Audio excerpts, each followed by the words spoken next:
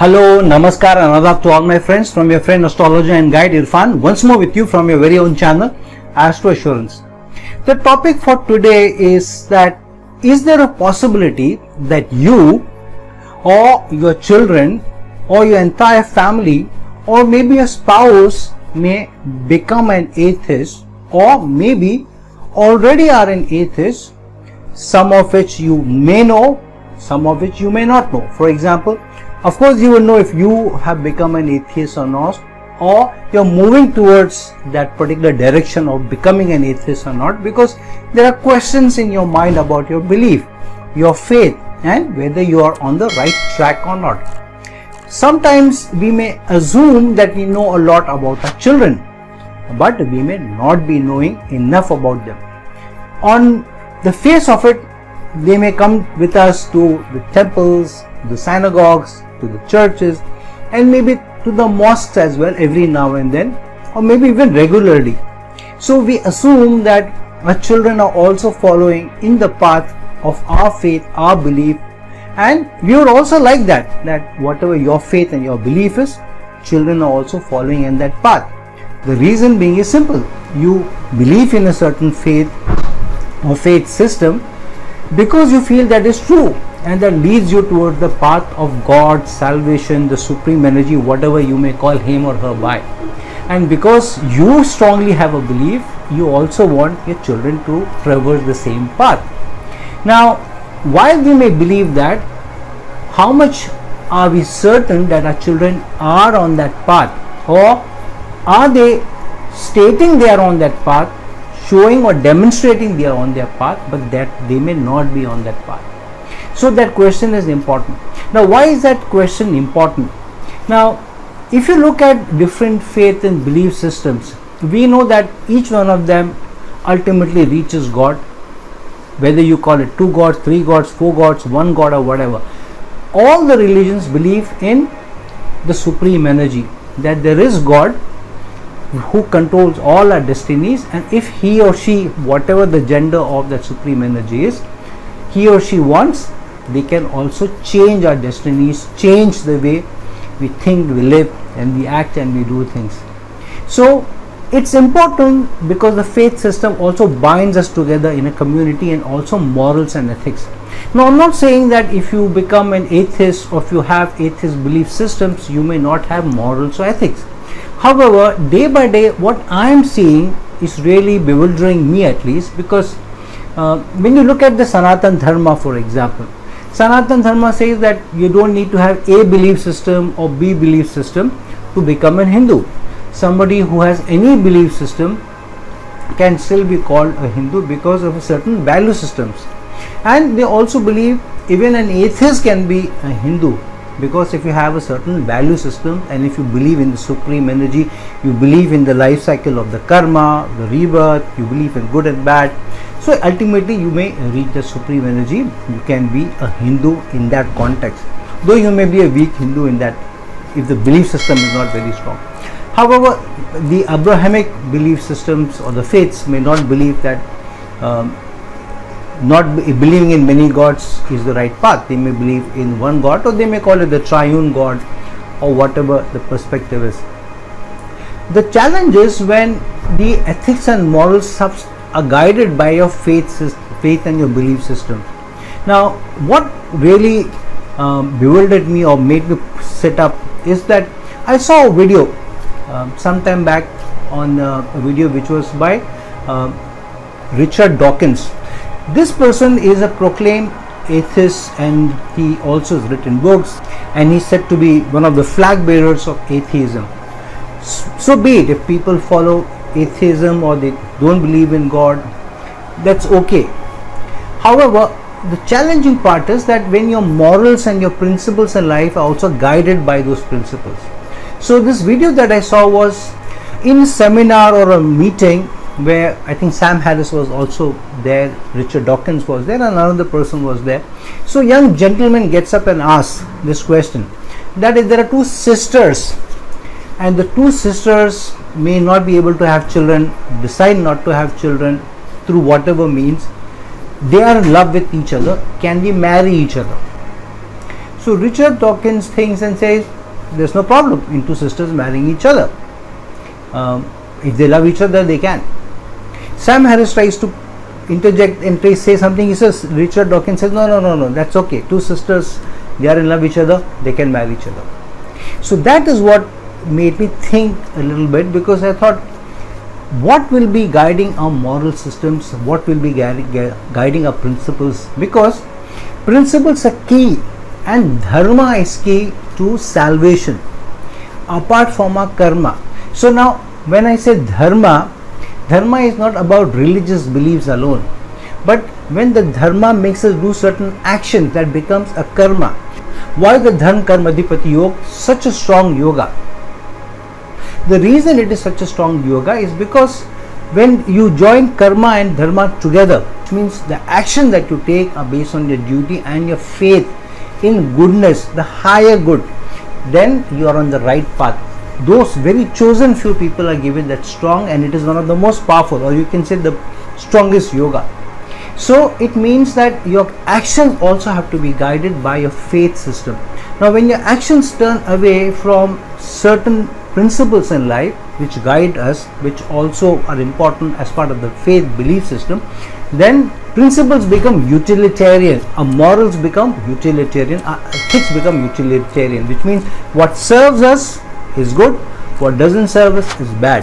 And what the majority says, or majority of the people say, in say for example democratic countries, that becomes right, which is not wrong. Democratic system is not wrong. However, to have faith and belief system based on what the majority says, and having your ethics and principles based on what works for you at that moment, and those faiths and belief system keep on changing. Certain principles and values may be okay for atheism, may not be okay for atheism. However, as more and more people are leaving their faiths and going toward atheism, their values and principles are also changing on a day-to-day basis. So that's become worrying, where people leave the basic principles and values and they move towards a certain belief system where anything goes as long as it serves you. So if you are in love with somebody, you want to be with that person, you don't care what the relationship with the person is. So incest is also okay. So I'm thinking, if there are just no values which are based on certain morals and ethics, what more can we see? Tomorrow, can a father and daughter be together? Because it is utilitarian. Father loves the daughter, daughter loves the father. Can they be together? What does atheism have to say to that? And except saying yuck, and that was the question the young guy posed to Richard Dawkins, except saying it's yuck, it is distasteful, do you have a valid reason why two sisters can't be together? Richard Dawkins says, no, I don't think it is bad. It's beautifully said, in fact. So tomorrow, will we see a day when a mother and son, God forbid, I'm shivering even when to say mother and son together, but is that okay? And so if a faith and belief system may go towards that, what are the placements which may make us do that? So today we may think, no, I may not change my faith and belief system. However, I know many people, in fact celebrities, some of them who are quite old, and they've changed their faith and belief system after reaching a certain age. Some of them in their 50s, some of them even in their 70s. Some of them I've seen on the various channels, some of them have got baptized or said their shahadas in their age 70s or 80s also. So which says that there is always a possibility that you may change your faith and belief system. So what makes us change our faith and belief system? And is there a possibility that we look into the horoscope of somebody and see, say for example, a children? Now I'm not saying that you should look into the horoscope of your children, and if they seem to be going towards atheism, you should pull them up, force them to go to the temples and churches with you, and give them hormones of faith and belief. I'm not saying that. I'm saying that it's important for us to also pass on the faith and belief system that we feel right, and have a regular talk to the children, to our children especially, because tomorrow's society is going to be guided by or be formed by what values and principles we give to our children. If we leave the children to chance that they will form their own faith belief system, and we don't have any contribution from our side, what is right, what is wrong, then anything goes. In front of your very eyes, your children may do something, maybe you may do something which is extraordinary. Children may go 2 steps further, and your grandchildren may go 10 steps further. What do we know? So my intention of this making this video is not to make you follow a certain religion, or to become more religious, or to become more spiritual, or to condemn atheism, or somebody becoming agnostic. That's not my intention. My intention is that it's important for us to know what the trajectory is, what is the possibility and what is the probability, because the Lagna chart gives us the possibility, the Navmansh gives us the probability. So can we look into somebody's horoscope and see whether there is a chance? Now, few things which are very important to see whether somebody will change their faith or belief system, or let go of their faith or belief system, or turn agnostic, or turn atheistic, and make all completely have different varied beliefs, or may change their beliefs 2 or 3 times. So what do we see in the charts to be able to see that? First is the Lagna itself getting afflicted.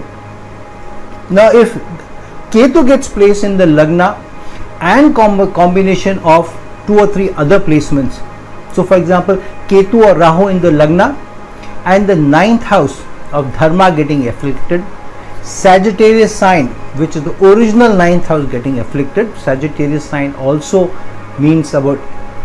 is also about faith, belief, even religious beliefs, theological beliefs, and Jupiter, which is also important planet for a faith, belief system and a Dharma. So if 2 or 3 things come together, then there may be a challenge. For example, Rahu or Ketu being placed in the Lagna and with Jupiter, or Rahu or Ketu placed in the Lagna or aspecting Jupiter, or also aspecting the Moon, because Moon is what is a mind, what helps us make choices. So from the Lagna, why the Lagna becomes important? Because Ketu and Rahu both have the 9th aspect, and from the Lagna they aspect the 5th house of education and the 9th house of faith and belief. And what is the Lagna? Lagna is what you are. So letting go of faith and belief is Ketu, having unusual, a varied or weird faith and belief is Rahu, and that's why Rahu or Ketu going into the Lagna aspecting the 5th and the 9th house become important. The other is if Rahu or Ketu get into the 8th house, the 8th house of different belief systems. And what is the 8th house? 8th house is the 12th house to the 9th house. 9th house is of Dharma, the faith and belief system. 12th house is losses of the 9th house. So if Rahu or Ketu get into the 8th house, then there is a chance. Also because from the 8th house, Rahu and Ketu also aspect the 4th house. The 4th house is also what is your learning from your household, from your family. And Rahu and Ketu from the 8th house also aspect the 12th house. Now why is the 12th house very important? The 6th house is the affliction of your physical body. The 12th house is the affliction of the mind. So if Rahu and Ketu get placed in the 8th house, either of Rahu or Ketu getting placed in the 8th house, then they are 12th to the 9th house, they aspect the 12th house afflicting the mind, and they aspect the 4th house also, which is the belief system you carry from your household, from your domestic life. So these are 2 important placements, Rahu and Ketu in the Lagna and the 8th house. And if there is an affliction, for example a malefic goes into the 9th house, Jupiter gets retrograde, the 9th lord gets retrograde, the ruling nakshatra is Rahu or the ruling nakshatra is Ketu, and they get placed either in the Lagna or in the 9th house, then to that such a placement can happen. And if the Navmansh is also adding to the same possibility becoming a probability, then there is a higher chance that somebody may become atheist or give up their religion or even change their religion. So these 3 or 4 things are important. The Lagna getting afflicted, Rahu and Ketu getting involved either in the 9th house or getting placed in the 8th house or getting placed in the Lagna, aspecting Jupiter, Jupiter going retrograde, Jupiter getting placed with Ketu, Sagittarius sign having affliction, Ketu or Rahu going into the Sagittarius sign. So more of these things coming together, 3 or 4 things coming together, then the chances or the probability of a person becoming atheist or giving up his faith and belief becomes higher. I want to get into 2 horoscopes, not too many, but just 2 horoscopes of confirmed people who are atheists, and one person has changed his belief system I don't know how many times. So I want to get into those two horoscopes one by one. Now this is the horoscope of famed writer, script writer Javed Akhtar. He is one of the partners or erstwhile partners of the very famous duo Salim Javed, who used to write script or the stories of Hindi movies in the Bollywood industry or the Indian film industry. And Javed Akhtar was, though he was born in a Muslim family, his father was also of communist beliefs, and so Javed Akhtar grew up in an environment where he had communist people around him and people who were of mixed faiths and beliefs. His mother was somebody who was a devout Muslim, but his father was a strong communist having communist ideas. And so very early in life, Javed Akhtar announced that he was no more a practicing Muslim, he was an atheist, and he believes in the cause of atheism. And recently he was also awarded the Richard Dawkins Award for having rationalistic beliefs. So now if you look into his horoscope, in his horoscope you have Jupiter, which is retrograde in the Lagna itself, and the Lord of the Lagna, Mercury, is placed with Ketu in the sign of Sagittarius. And this is very important because Sagittarius sign, I just told you that Ketu or Rahu getting into the Sagittarius sign is important. And yet the Lagna Lord also is placed in Sagittarius and with Ketu. Ketu is about giving up what the Sagittarius denotations are, which is about faith and belief, and also what Mercury stands for. Here Mercury stands for how the person thinks, what his personality is, how he is seen by others. And here Jupiter is also retrograde. Secondly, Rahu is placed in the sign of Gemini, which is the other sign ruled by the Lagna Lord Mercury. So Rahu and Ketu both are afflicting the Lagna Lord. Rahu by being placed in the other sign of Mercury, and Mercury being placed with Ketu and in the Sagittarius sign. Very strong denotation. Then the other is what his ninth lord doing. His ninth lord is Venus, and Venus is placed with Moon in the sign of Aquarius, but in the nakshatra of Satabishak, ruled by Rahu.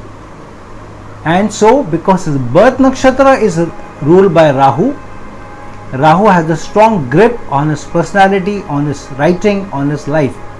And so both Venus and Moon are in the nakshatra of Rahu, and under the aspect of Rahu, Rahu's ninth aspect is on both Venus and Moon. So Rahu afflicts Moon, Rahu also afflicts the ninth lord Venus. And what is Venus? Venus is also the second lord of his values and principles and beliefs. And so Jupiter is retrograde in the Lagna lord is afflicted by Ketu as well as by Rahu. His second house and ninth lord Venus is placed in the nakshatra ruled by Rahu and under the aspect of Rahu along with Moon also. So very early in life, Javed Akhtar gave up his belief system. Now when you look at his Navmansh chart, in his Navmansh chart, Jupiter is placed in the sign of Aquarius, and this is important because Venus and Moon are both in place in the sign of Aquarius ruled by Saturn, and Saturn is placed with Rahu in the Lagna chart. So Jupiter going into Murtikon sign of Saturn means that Jupiter is under the strong influence of Saturn, and Saturn is placed with Rahu. Secondly, Rahu is placed in the sign of Taurus. Taurus is the original second house in the Kalpurush Kundli. It is also the sign of your value systems and your principles and the values and principles of the family or the tribe in which you grow. And here Ketu gets into the Scorpio sign, which has the energies of the 8th house. Secondly, Jupiter is placed in the nakshatra of Uttara Falguni, which is ruled by Sun, and both Sun and Saturn both are under the ninth aspect of Rahu in the Navmansh chart. Secondly, what is his ninth lord doing? His ninth lord is Mars and placed in the Lagna. But in which nakshatra is Mars? Mars is in the nakshatra of Purvashada, ruled by Venus. And Venus is under the strong affliction in the Lagna chart of Rahu, being placed in the nakshatra ruled by Rahu and under the aspect of Rahu. And Venus now gets into the 8th house, and Rahu is placed in the other sign ruled by Venus. So very strong denotation both by the Lagna as well as by the Navman chart. His Venus though is exalted, which gave him the literary success, which gave him the success as an artist, but not in his faith and belief system. Now the other horoscope I want to show you is that of Snoop Dogg, a very famous Western artist. And in the horoscope of Snoop Dogg, his Lagna is of Aries and his Lagna Lord Mars is very strong in exaltation sign in Capricorn in the 10th house, but placed with Rahu itself. And here Jupiter, which rules the 9th house of Dharam, religion, religious belief, gets into the 8th house, 12th from itself, and under the 5th aspect of Ketu. Jupiter is also placed in the nakshatra of Anuradha, ruled by Saturn, and Saturn is under the 5th aspect of Rahu in the Lagna chart, and Saturn is placed in the 2nd house of principles and values. So Rahu aspects the 2nd house and Saturn, in whose nakshatra Jupiter is placed, and Jupiter goes into the sign of Scorpio, 12th from itself. And so Sagittarius sign lord is also afflicted because its lord Jupiter is placed 12th from itself and in the sign of Scorpio, and in the nakshatra ruled by Saturn, and Saturn is under the 5th aspect of Rahu. Now in his Navman chart, Snoop Dogg's Navman chart, you will see that the 9th house ruler Saturn is in the debilitation sign and in a Vish dosha with Moon, and Moon ruled the 2nd house of principles and values. So his 9th lord of faith and beliefs is debilitated, and with the 2nd lord Moon in a Vish dosha. Here Jupiter goes into the 5th house, but again is under the aspect of Rahu, and Rahu is right in the Lagna itself, and Jupiter being his nakshatra lord and being under the aspect of Rahu and getting into the 8th house in the Lagna chart. So his entire faith and belief system has gone through many changes. He has announced the change of his faith and belief system at least 3 to 4 times, from sometimes professing Islam, then changing to another religion, then becoming baptized. So number of times he changes belief system. And if you see in the Navmansh, Ketu aspects Saturn as well as Moon, and Saturn is his 9th lord, and Ketu is placed in the sign of Sagittarius. So the Sagittarius sign is afflicted, his 9th lord is debilitated, his 2nd lord is afflicted in a Vish dosha, his Jupiter is under the 5th aspect of Rahu, and his ascendant is in the nakshatra of Ashwini ruled by Ketu.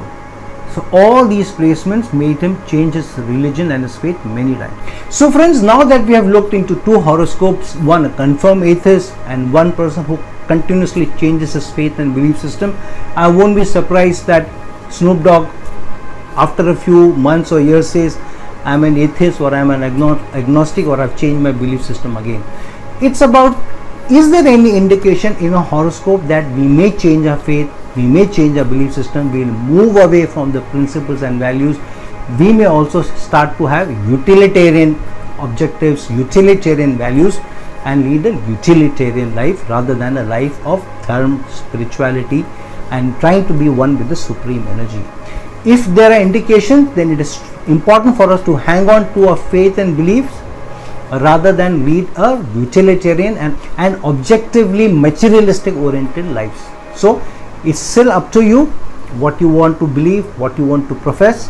But if you believe in astrology, if you want to follow astrology, if you believe that if you believe that principles and values are important rather than leading a utilitarian oriented principles and values and faith and belief system, that's important that we look into these signs, that astrology helps us to identify and hold on to our principles and values and smoothen our life through our belief system, trying to be one with the supreme energy.